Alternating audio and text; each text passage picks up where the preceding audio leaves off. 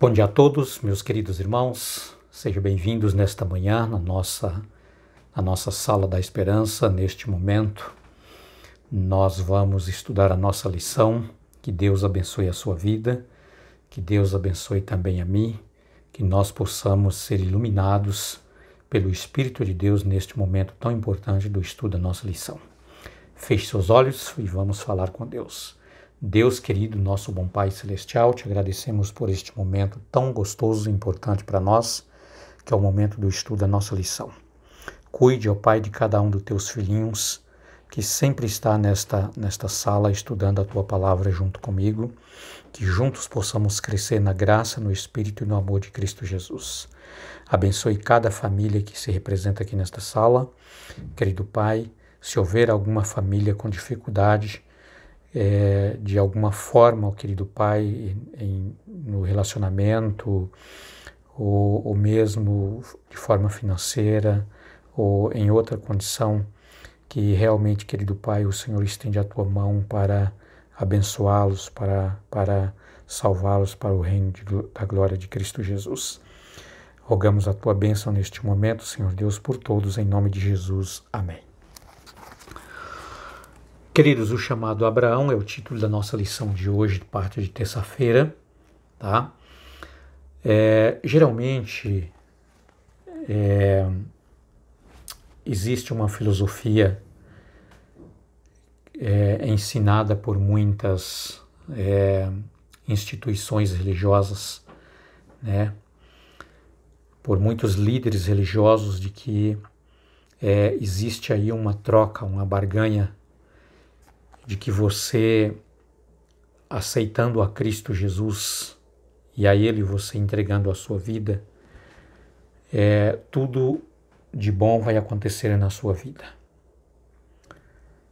Queridos, eu quero dizer para você que muito mais do que tudo aquilo de bom vai acontecer na sua vida futura, na sua vida espiritual e na sua vida quando Cristo Jesus voltar, que Ele transformar totalmente a nossa vida carnal para espiritual, que hoje nós temos aí essas oscilações, né? Temos a natureza carnal, natureza pecaminosa, horas nós satisfazemos a nossa natureza pecaminosa, horas nós satisfazemos a natureza espiritual. Mas quando Jesus voltar, Ele fará uma transformação completa, tá? Essa natureza carnal e pecaminosa vai deixar de existir, ela vai acabar, vai morrer, e o que vai predominar apenas é a nossa vida espiritual, como era lá no Jardim do Éden antes do pecado.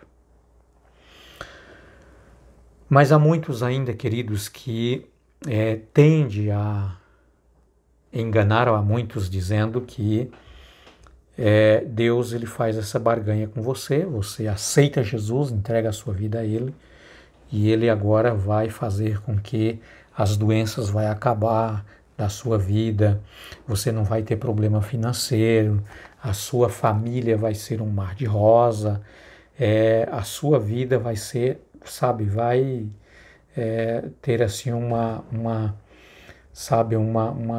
reviravolta totalmente. Queridos, a Bíblia não engana ninguém. A palavra de Deus não nos engana. A promessa de Deus por completa não é para aqui, não é para agora, não é para esse momento. É para o futuro, tá? É claro que se você comparar a vida de um filho de Deus, de uma filha de Deus nas mãos de Cristo Jesus, com aqueles que não têm nada a ver com Deus, que vivem uma vida libertina, uma vida, de satisfazer tudo que o seu corpo pede, tudo que a sua natureza carnal deseja, queridos, ambos têm provações e sofrimentos. Aqui nesta terra é assim. Mas uma coisa eu posso dizer para você. Uma coisa é você sofrer com Cristo Jesus, tendo a esperança e certeza nas suas promessas. A outra coisa totalmente diferente é a pessoa sofrer sozinho, sem esperança, sem Deus, sabe? Totalmente desamparado. Isso é diferente, ok? Jesus disse assim, ó, no mundo tereis aflições. Então Jesus garantiu, queridos, que a filosofia ensinada, tá? De que Deus ele faz esse tipo de troca e barganha é totalmente antibíblica.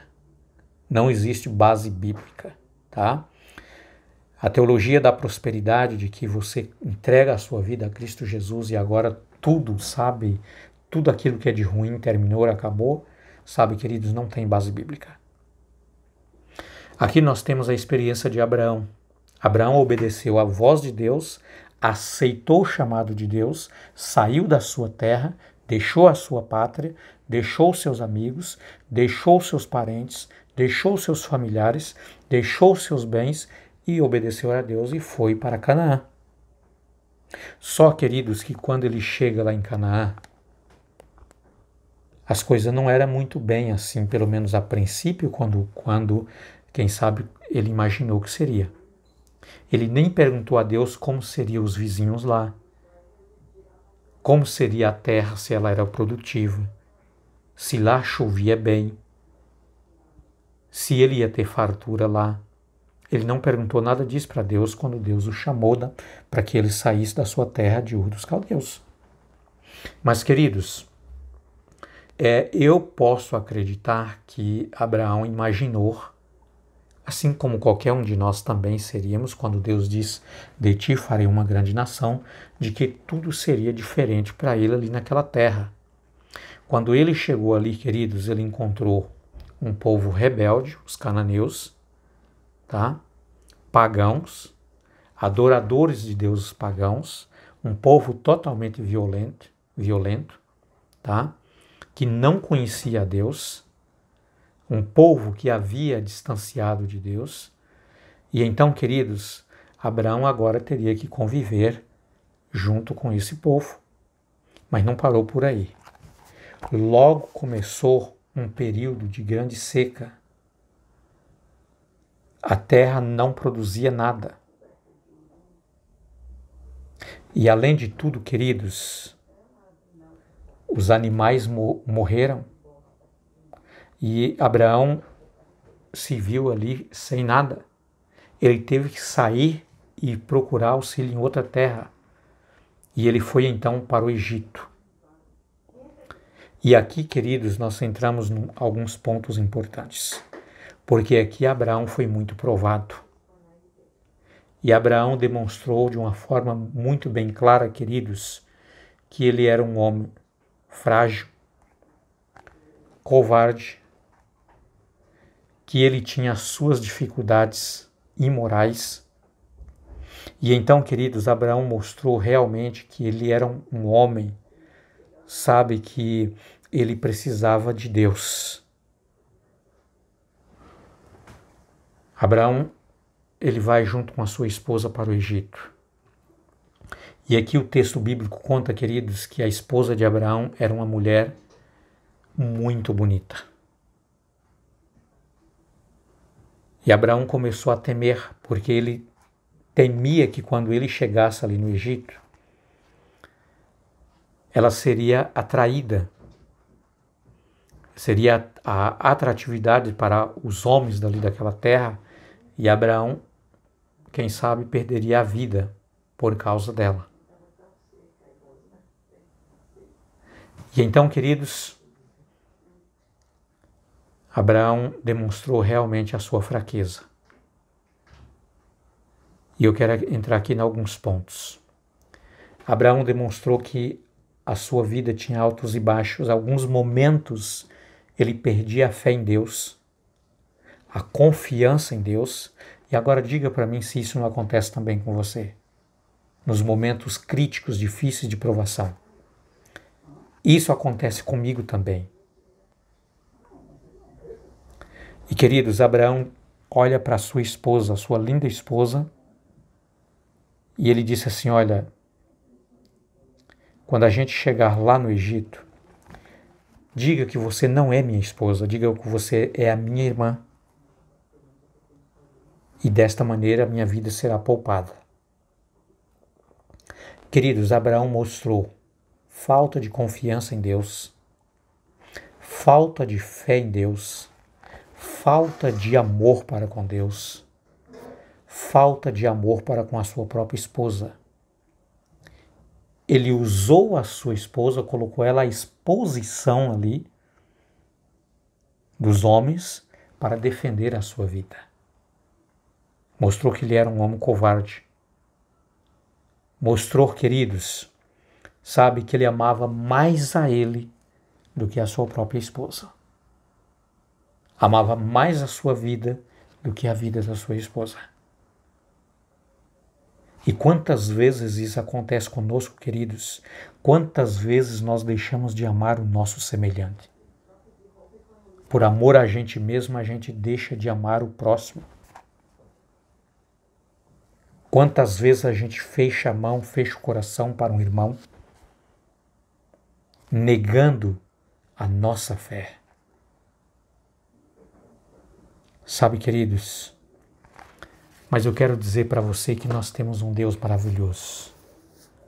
Mesmo quando nós erramos, mesmo quando nós pecamos, mesmo quando nós faltamos fé em Deus, mesmo quando nós perdemos a esperança em Deus, Deus ainda continua buscando você. Deus ainda continua insistindo com você.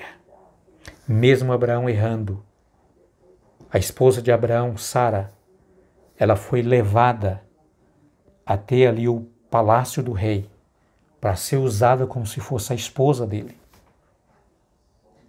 Mas, queridos, Deus interviu.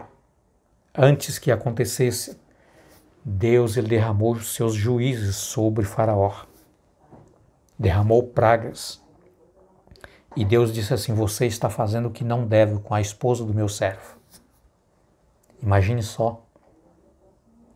Sabe, queridos, nos momentos mais difíceis da sua vida, tenha certeza que você tem um Deus que ele está com você. Esse Deus maravilhoso é o Deus da graça, o Deus do perdão, o Deus do amor, o Deus da segunda chance, o Deus que te dá mais uma oportunidade, o Deus que quando você se arrepende dos seus pecados, dos seus erros, e você volta para Deus, Ele está de braços abertos te esperando para te abraçar, para te dar uma segunda oportunidade para você começar de novo. Então, queridos, que Deus esteja contigo, que Deus te abençoe, que Deus possa encher o seu coração da sua paz, do seu amor e da sua graça. Que esta lição possa fazer uma grande diferença para a nossa vida. E lembre de uma coisa, queridos, enquanto nós estivermos aqui neste mundo de pecado, nós vamos passar por provações. O salmista Davi, ele diz assim: ainda que eu passe pela sombra da morte, não temerei. Muitas e muitas vezes, queridos, nós vamos passar pela sombra da morte. Só que Deus tem grandes coisas para o final. Deus, queridos, Ele está preocupado se você vai continuar firme para entrar na Canaã celestial. A maior preocupação de Deus é esta. Enquanto nós estivermos aqui, uma coisa eu posso dizer para você com toda certeza: o seu pão não vai faltar e a sua água será certa. Isso Deus vai abastecer para você todos os dias. Ele não vai deixar faltar. Mas muitas vezes nós vamos passar por provações. Muitas vezes, queridos, nós vamos ser tentados. Mas aquele que perseverar até o fim será salvo. Deus te abençoe. Até amanhã, até o nosso próximo vídeo. Com a graça de Cristo Jesus. Um abraço a todos.